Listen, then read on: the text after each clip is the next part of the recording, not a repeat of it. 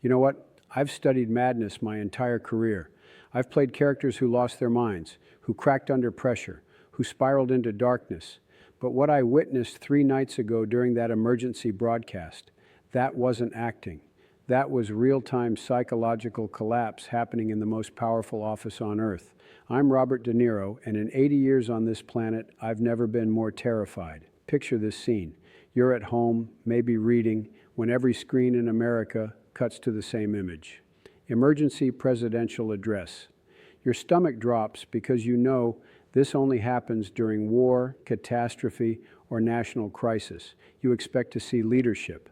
Instead, what appeared behind that desk was a man who looked like he'd been awake for 72 hours straight. But here's what nobody's talking about yet. What I'm about to tell you will change how you see everything that happened that night. The first warning sign wasn't visible to most viewers. See, I've worked with enough directors to spot when someone's lost the script. Presidents always use teleprompters during national addresses. Always. It's been protocol since Kennedy. But 3 minutes in, I realized something terrifying. He wasn't reading anything.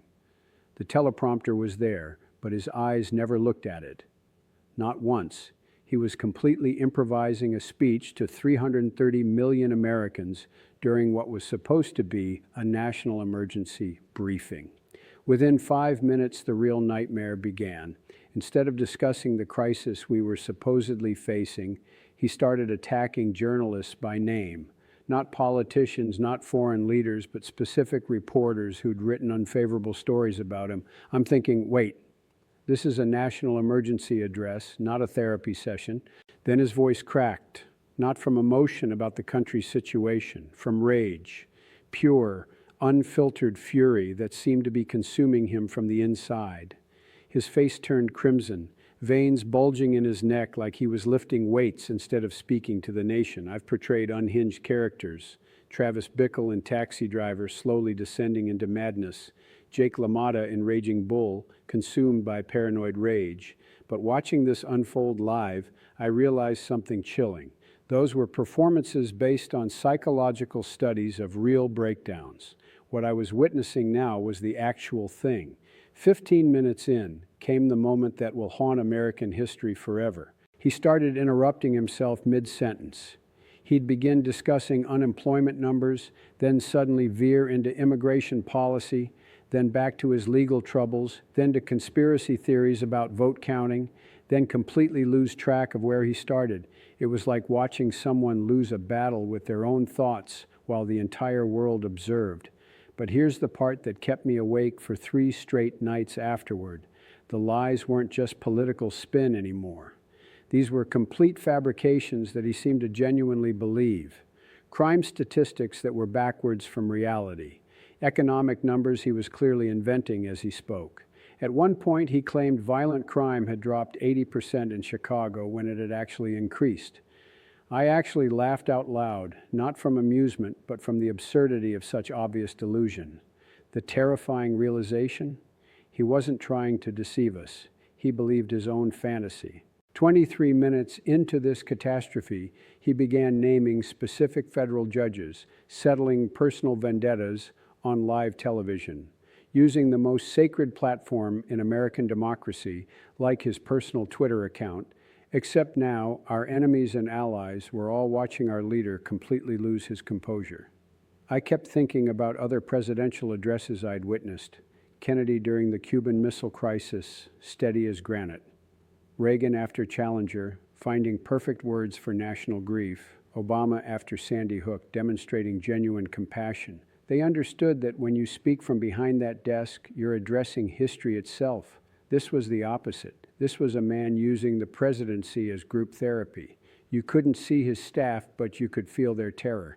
I've been on movie sets when everything goes wrong, but this was different. This wasn't a scene that could be reshot. This was happening live, and there was no director to yell cut. The moment those cameras stopped rolling, damage control went into overdrive. Within minutes, statements flew out trying to walk back the worst parts, spinning this train wreck into something resembling coherence. But you can't unring that bell. The whole world had just watched the leader of the free world have a complete psychological breakdown. Even his own party struggled to defend this. The best they managed was calling it passionate leadership. Passionate, that wasn't passion. That was a man who'd lost all control broadcasting his mental collapse to 7 billion people. Here's what really terrifies me about that night. I recognized patterns from characters I've studied who were unraveling. In Taxi Driver, Travis Bickle saw enemies everywhere, reality bending around his delusions. That night, I saw too many similarities. The difference? Travis was fiction designed as a cautionary tale. This was the president.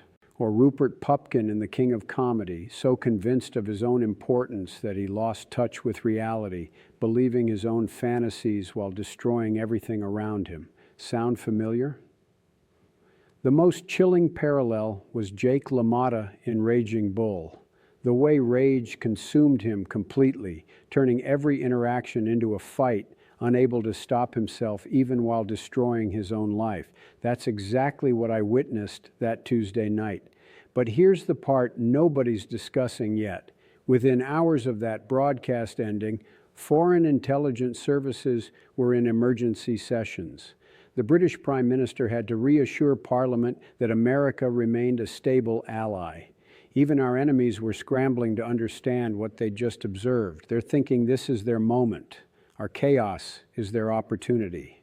The real tragedy isn't just what we witnessed, it's what it reveals about where we are as a nation. This wasn't an accident or a bad day. This was the inevitable result of years of enabling, of pretending competence doesn't matter as long as you're on the right team. We've created a system where performance trumps substance, where showmanship matters more than leadership. That night, we saw exactly where it leads. Complete breakdown of everything the presidency represents. So here's my question for every American watching this.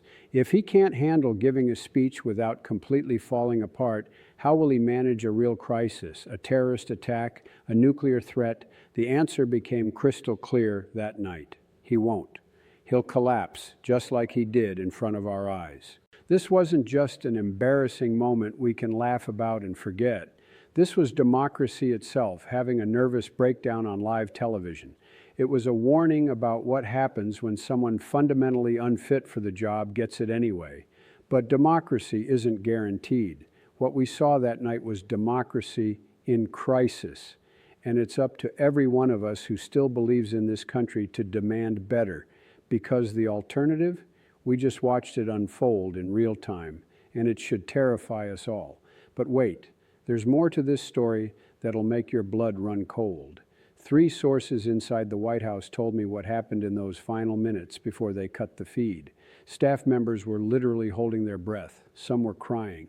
Others were frantically texting each other from across the same room. One senior advisor had to step outside because they thought they were having a panic attack watching their boss implode in real time.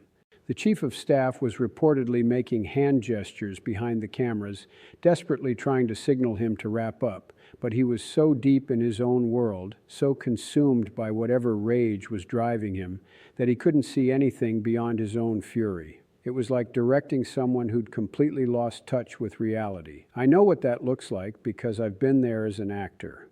When you're so deep in character that you lose yourself, except this wasn't method acting. This was the President of the United States losing himself completely while addressing the nation. Here's what really chills me to the bone.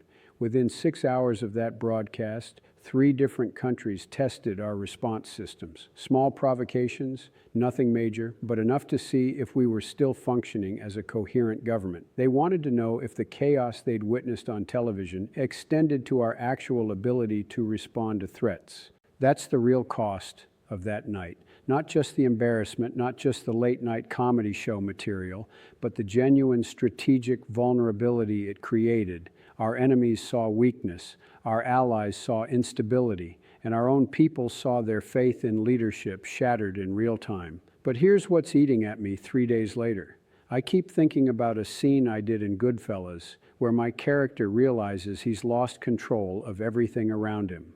The paranoia, the rage, the inability to think clearly. Scorsese told me to channel the feeling of watching your own life fall apart, while being powerless to stop it. That's exactly what I saw that night. A man watching his own presidency disintegrate while being completely unable to stop himself from making it worse. The difference is, when I yelled "cut" in that scene, we could reset and try again. Democracy doesn't get do-overs. You want to know the scariest part of all this? His approval ratings actually went up in certain demographics after that disaster, not because people thought it was presidential, but because they saw his breakdown as proof that he's fighting for them against some imaginary system. That's how far we've fallen. Complete psychological collapse is now seen as authentic leadership by people so desperate for someone to blame that they'll follow anyone willing to be angry enough, loud enough, unhinged enough to match their own frustration. We can't afford to look away anymore. The stakes are too high, and the cost of complacency is everything we claim to believe in.